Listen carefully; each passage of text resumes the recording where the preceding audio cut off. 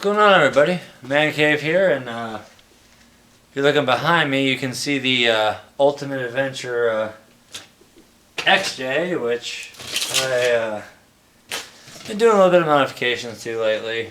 Last time I took it out, I burnt up a what was it? A 21 turn Emax motor, and then I think it's still sitting around here. The lead came off of this positive, I believe, no, the negative lead came off of my 13 turn Crawlmaster Pro motor. So what I've done to remedy that is, this is also too the first time you guys will probably see the inside of this rig. As you can see the scale motor there.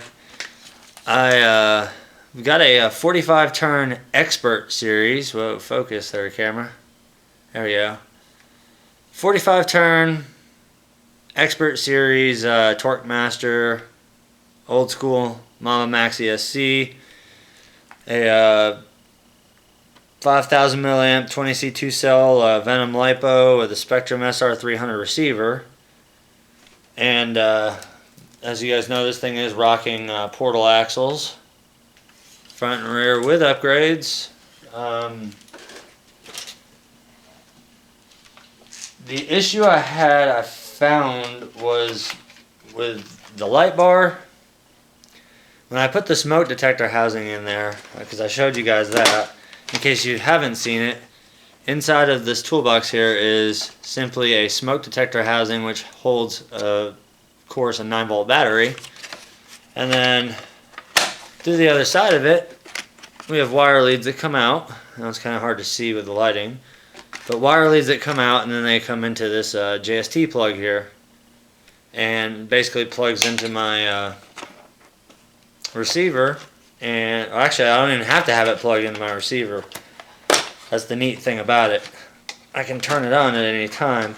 But what had happened last time is I had just used the factory leads off of the smoke detector, and it didn't let me be able to pull the whole assembly out as far as this to pull the battery in and out. And what had happened is one of the leads decided they wanted to break off. So I'm going to show you guys just real quickly what how kick-ass this light bar is, just by popping in the 9-volt, setting it back down into the TSC toolbox, which you guys can't even barely see, and blam, that's only on 9 volts. This light bar is capable of running 14 volt, or I'll take that back, I believe 12 volt. But this is simply running on a 9-volt battery. It's a 100% waterproof, custom made LED strip light bar made by one of my very good friends who I've gotten many rigs off of. You guys just have seen the crawler hauler. He's built that for me. Let's see, the Blackfoot Truggy a while back. He built that one and got that one. The yellow Biatch Truggy, that was also another one of his. But I've already strayed way off topic. What I want to bring in the topic is the new build that's going to be coming on, which I've got to think of a name of because it's just absolutely freaking massive. But to start off with, I'm going to show you a few of the parts I'm going to be using for it.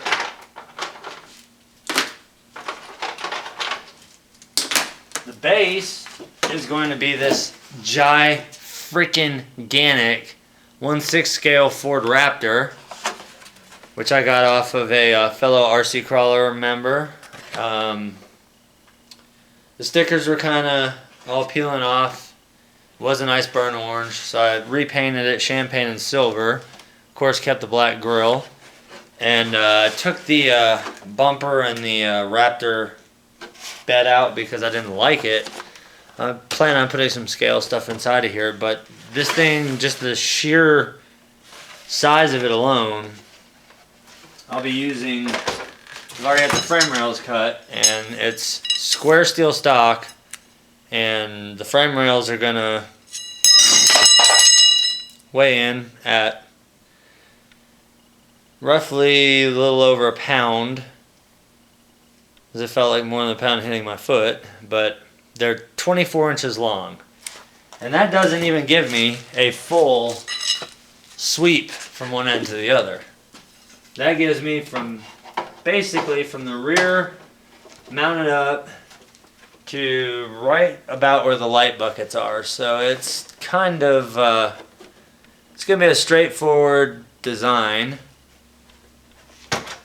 And to pair with that set of frame rails, I'll be using a standard Wraith skid plate. Obviously, for the width, I'll be using a set of AR60s, which are currently bone stock. But if you guys remember from Showtime, I still have the stock ratio heavy-duty bevel gear sets with a pair of Highland Crawler lockers. I do believe I will be putting those in this build. I was going to put them in White Lightning, which if you guys haven't seen, I'm pretty sure you've seen it, but for those of you who are fairly new to my channel and don't know much, this right here would be White Lightning. This is my Southern Buggy. A buddy of mine, Colby, on RCC, he built this. And it's an absolute top performer. Right now it's got a set of weird tires. I'm going to try them out, see how they work. These are /6 Schism tires mounted to Gearhead Easy Lock Trail King 22s. Punisher shafts. Holmes Hobby 35 turn Expert. Max Amps multi-voltage pack. Holmes Hobby BRXL with a Novak fan on it. High-tech 7954 SH servo. Extremely powerful, over 400 ounces of torque at 7.4 volts, which it is running. I believe that, with the exception of one other rig, you guys probably haven't seen this one either, so I'm going to go ahead and bust this one out. This is yet another Wraith-based tuber that I've gotten off of RC Crawler. This one actually has panels for it. It's meant to have a Proline Jeep body or front hood on it, and then it had some custom panels.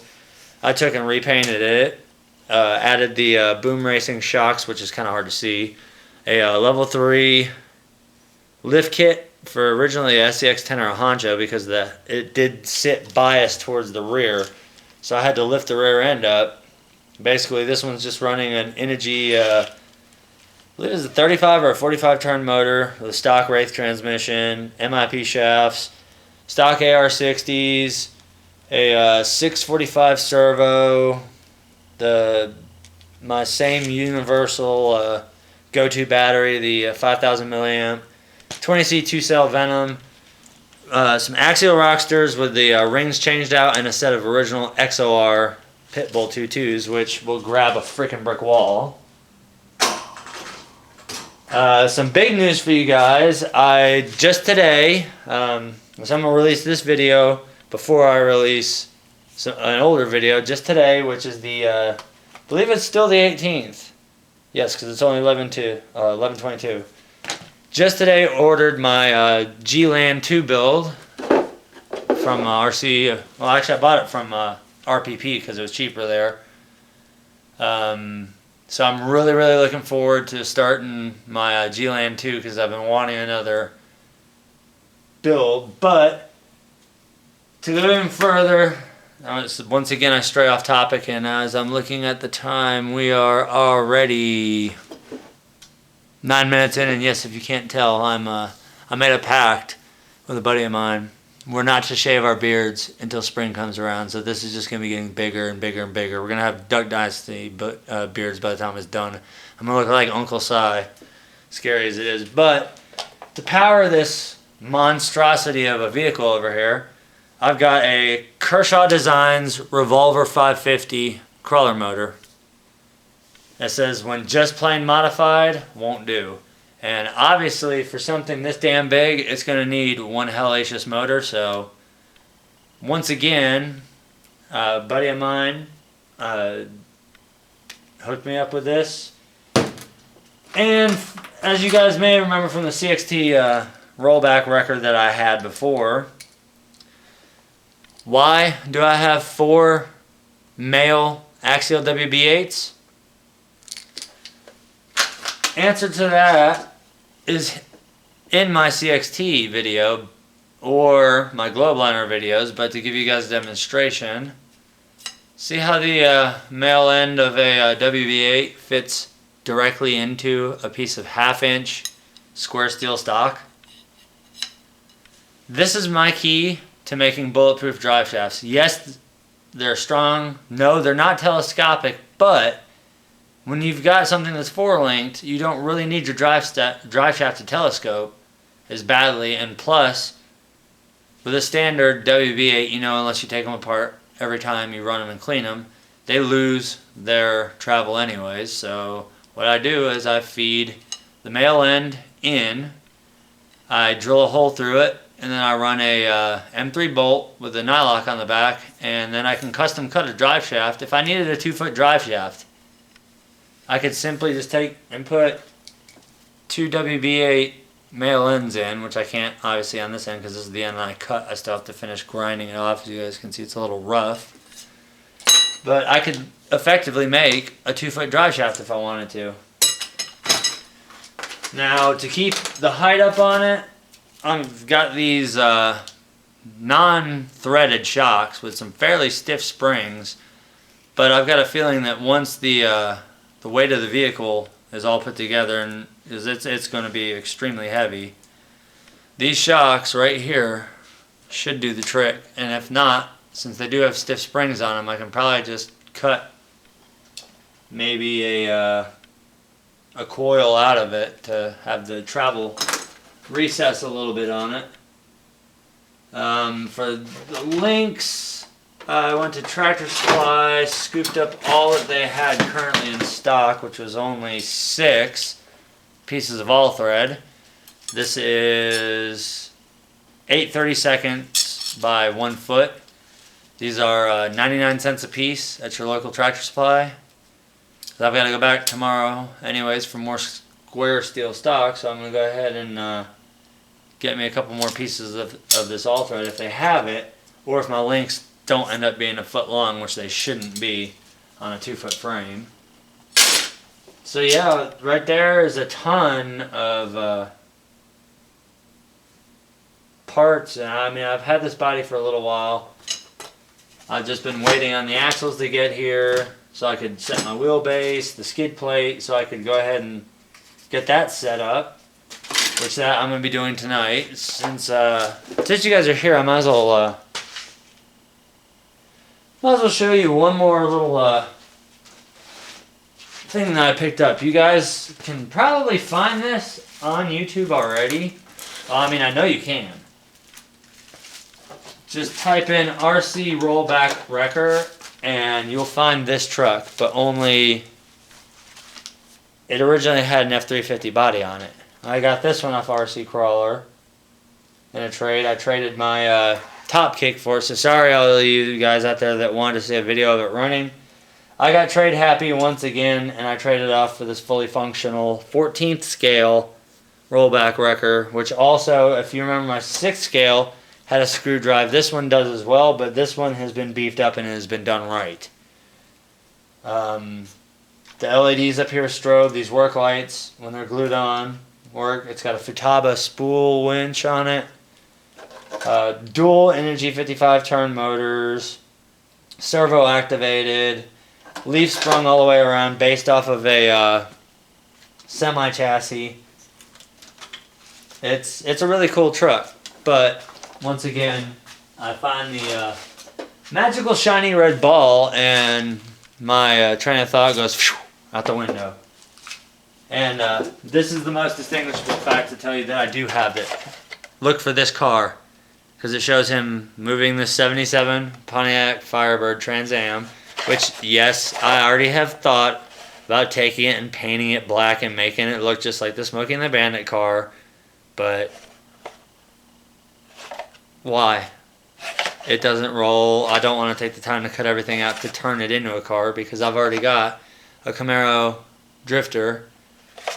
This just was an added bonus that came with it, but yeah, if you guys want to check it out and see it in real action, Just type in RC Rollback Wrecker and you'll find it.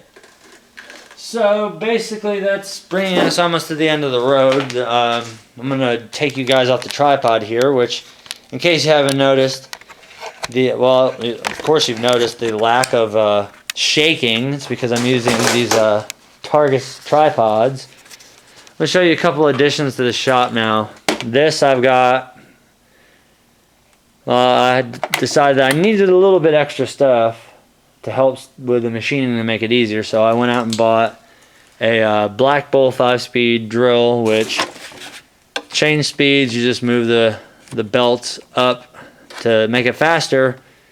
You just bring your belt up the pulleys and it'll go faster, and opposite for slower speed. I've got mine set in the middle and it'll drill straight through 1/2-inch steel like nothing, or 1/4-inch I should say, because there is a plate of steel laying around here somewhere that I was just testing it out to see how smooth it was and how much effort it put on the drill. But for $80 you can't go wrong with this. And this next piece down here will kind of tell you where I'm going to be going next.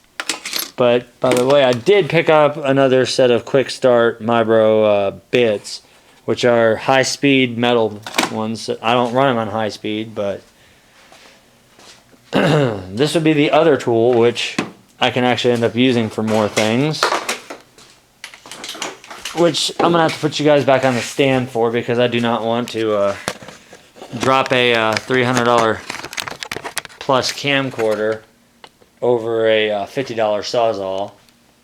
So, to just get this thing over with, it's just a standard...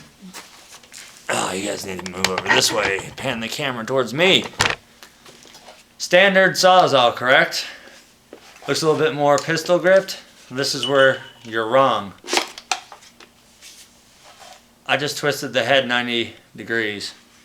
And then now, I just twisted it another 90 degrees. So I can hold the saw straight, cut to the left, cut to the right, cut on a 45-degree angle to the right, cut on a 45-degree angle to the left, or cut straight up and down.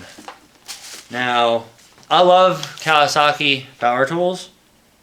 I've got a skill saw that will cut through a tree. I could use it as a chainsaw if I wanted to.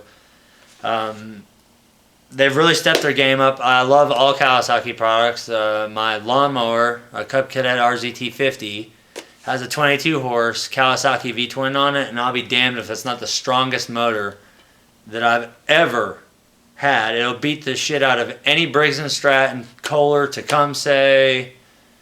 I think that's pretty much it for the small ones. Until you start getting into commercial motors, then you've got, it's a whole different ball game. The RZT50 is the biggest step short of a bad boy before you start branching off into commercial mowers. But I'm gonna put the Sawzall up. Just figured I'd show you guys what I've been up to. I'm sorry I haven't been putting out videos like I used to. It's just with the winter time now and the colder temperatures, my main goal is cutting firewood and sending it out. It's such a logistical nightmare. I've got literally every day when I wake up, I'll get up, shake the cobwebs off. Yes, I know I'm moving all over the place. I'm keeping you guys going because we're at a 19-minute video. I know you guys are probably gonna be bored as shit by the time this thing's over with. But if you hang with me, I guarantee you, I promise you, the payoff will be worth it. You guys are looking at my Massimo MSU 400 4x4 EFI. It's already had its break-in service finally. And believe me, it was broken in. But you can see under there, that is not the stock exhaust anymore. Oh god, they're just so heavy to put down. It is in fact a big gun exhaust system. It's an ES series, and as a matter of fact, today the silencer, I ordered a Vortex silencer for it. because it was just way too loud. Got that on there. I had to custom cut it, and I had to cut off with a hacksaw. So the next following day, what I do, I turn around and buy a Sawzall. Yeah, I'm very smart. The one thing that I don't like as of right now, which is changeable, is the fact that my muffler is hitting the rear spring. So what I'm going to do is I'm going to shim it off with some washers and just push it out a little bit further and then tighten the bolt back down. That way it stays away, because the pipe is flexible coming off. But the biggest thing is my side-by-side is officially street legal. I can take this on any road. I have registration in the glove box, and all I had to do to it is, because it has seatbelts on already, I installed, in case you guys have already seen it, turn signal kit. Universal for four-wheelers. So what I did is I modified it. I put it down here at the bottom. Flick it over. Your right turn signals come on. Flick it to the left. Your left signals come on. Throw it back to center. Neutral. And then I, excuse me, had to add a rear view mirror. Other than that, this thing is 100% street legal to drive, and I've driven it all over the place already and had a blast. I've been pulled over, but then the cop walks up and sees that I hand him the registration. He sees it's valid. The plate's on the back. It's highly visible. I've got Class DOT 2 tape all over it. There's nothing they can do. It's fully insured since riding season is gone, and since I'm dragging you guys on, I might as well fill you in on my whole entire plans for the winter. As you can see, Zero Turn is in the garage. It's due for a little bit of servicing, and hopefully the last bit of cutting for the year, I can finally put this damn thing away, because if I have to sit in that seat any longer, I'm going to kill something. You guys all know my 250. Hopefully my plan is to bust my ass all winter long, save up, springtime, sell that, go up to Appleton Harley-Davidson here up in Clarksville, and ride home on a 2014 Harley-Davidson. So, once again, I've covered so many topics on here. I'm sorry the video's drug out so long, and for those of you who have fallen asleep, wake up. This is not your subconscious talking. You're still watching a video of mine. I appreciate everybody who subscribed to me over the years, and the ones who continue to subscribe, comment, rate, and keep me going.